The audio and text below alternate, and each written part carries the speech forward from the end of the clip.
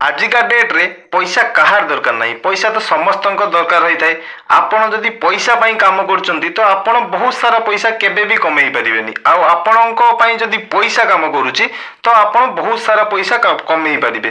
तो पैसा आपणको पाई केमिति काम करिवो, कोउटी इन्वेस्ट करले आपणकर बहुत सारा पैसा कमाई परिबे। पैसा को कोउटी लगेबे, फिक्स डिपॉजिट रे, गोल्ड रे, ना प्रॉपर्टी रे, ना शेयर मार्केट रे। आसंतो ए वीडियो मार्फत रे मु आपणको जणैबी आपण पैसा सटीक भाव में कौटी इन्वेस्ट करें जहाँ फल आपणको ग्रो बहुत जल्दी हो। एग्जाम्पल मु आपन सामने चार्टी कैरेक्टर नहीं आसुची। प्रथम कैरेक्टर नाम होची बिकी, द्वितीय कैरेक्टर नाम होची राहुल, तृतीय कैरेक्टर नाम होची रॉकी, 4 नंबर कैरेक्टर नाम होची राजू। तो 4 जन जाक 10,000 टंका लेखाए नहीं आसी इन्वेस्टमेंट प्लानिंग स्टार्ट करले। तो किए कौटी समस्ते अलग अलग जगह इन्वेस्टमेंट स्टार्ट करले। बिकी इन्वेस्ट करला शेयर मार्केट रे, राहुल इन्वेस्ट करला बैंक एफडी रे, रॉकी इन्वेस्टमेंट करला गोल्ड रे, राजू इन्वेस्टमेंट करला प्रॉपर्टी रे। जन जाक 1980 रे इन्वेस्टमेंट प्लान स्टार्ट करले। 1980 रे विप्रो शेयर प्राइस थिला 100 टंका थिला। बिकी तार इन्वेस्टमेंट प्लान विप्रो शेयर रे 1980 मसीह रे 100 टंका लेखारे 100टा शेयर से किनी थिला 10,000 टंका रे। 1981 मसीह रे विप्रो शेयर तार शेयर होल्डर को 1:1 हिसाब रे शेयर बोनस देला। बिकी पाखरे 100टा शेयर थिला। 1981 मसीह रे तार 2 गुणा हो गला, माने 200 शेयर हो गला। 1985 रे पुणी विप्रो शेयर तार शेयर होल्डर को 1:1 हिसाब रे बोनस देला। तो बिकी पूर्वर बिकी पाखरे थिला 200टा शेयर, एबे हेला ता पाखरे 400टा शेयर। पूर्वर बिकी पाखरे जो 200टा शेयर थिला कंपनी रो पुणी स्लिप्ट हैला 1987 मसीह रे कंपनी 1:10 रेशियो रे स्लिप्ट करला। स्लिप्ट कोन आपण मन रे क्वेश्चन आछो जे स्लिप्ट कोन? स्लिप्ट होची कंपनी रो तार शेयर को भाग भाग करि दबा। मतलब गुटिए कंपनी रो गुटिए शेयर को 1:10 रेशियो रे गुटिए शेयर को से 10टा शेयर रे भाग करिदेला। तो बिकी पाखरे थिला 400टा शेयर 1:2 रेशियो रे स्लिप्ट होला परे बिकी पाखरे 4000 शेयर हे गला। एमिति प्रति 2-3 वर्ष को थरे बिकी तार शेयर बढ़िबारे लागि थाए, जोंटारे कंपनी तार शेयर बोनस दउथाए, शेयर स्लिप दउथाए, जोंटा कि मो आपन को स्क्रीन सामना रे दे देछि।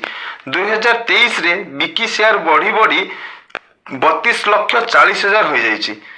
1980 रे बिकी 100टा शेयर किनिथिला। आजिका डेट रे तार शेयर 32,40,000 शेयर हो जाइछि।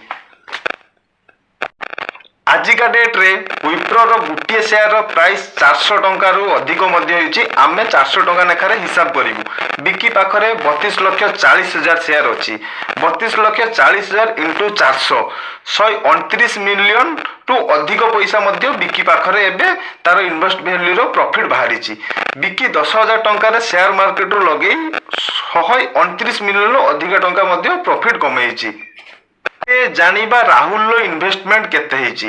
राहुल जी की बैंक रे फिक्स डिपॉजिट रे पैसा इन्वेस्ट भाबरे लगेइथिला। 1980 रे राहुल 10,000 टंका से भी इन्वेस्ट करिथिला। 1985 रे राहुल लो इन्वेस्टमेंट वैल्यू 20,000 हो गला। आपण स्क्रीन ले देखि पारुथिबे 2020 पर्यंत राहुल लो इन्वेस्टमेंट वैल्यू केते टंका होइची 6,40,000 पर्यंत होई जाइची। एबे आमे जानिबा लकी रो इन्वेस्टमेंट वैल्यू जी की गोल्ड रे इन्वेस्ट करितिला। सेई एका सेम टाइम रे 1980 मसीह रे 4 जण जाको इन्वेस्ट करितिले। ता भितरु लकी होउची गोल्ड रे इन्वेस्ट करितिला। 1980 रे 10 ग्राम गोल्ड रो प्राइस थिला 1000 टंका, ताठू मध्य अधिक थिला। आमे 1000 टंका नेखारे हिसाब करिचु। बे 2023 रे 10 ग्राम गोल्ड रो वैल्यू 60,000, ताठू कम मध्य आमे एक्सपोनेंटली 60,000 टंका रे हिसाब करिचु। तो लकी रो इन्वेस्टमेंट 60 गुण बढ़ी जाइछि। लकी गोल्ड रे 6 लाख टंका रिटर्न पाइछि। आमे एबे 4 नंबर कैरेक्टर ऊपर जीवा जी की राजू इन्वेस्ट करथिला प्रॉपर्टी रे। राजू प्रॉपर्टी रे इन्वेस्ट करी वर्ष को 10 रु 12% नेखा रिटर्न मिली थाए। किंतु मु एठी 12% नेखा हिसाब रे आपन को स्क्रीन ले मु देखै देछि जे 12% नेखा रिटर्न ले राजू वर्ष को केते टंका रिटर्न पाइछि। 9,30,000 पाखाबाकी रिटर्न राजू पाई जाइछि। बिकी रो इन्वेस्टमेंट रिटर्न जी की शेयर मार्केट रे इन्वेस्ट करिथिला 129 मिलियन रु अधिका पाइते बेले राजू बैंक एफडी रे करिथिला तार इन्वेस्टमेंट वैल्यू 6 लाख।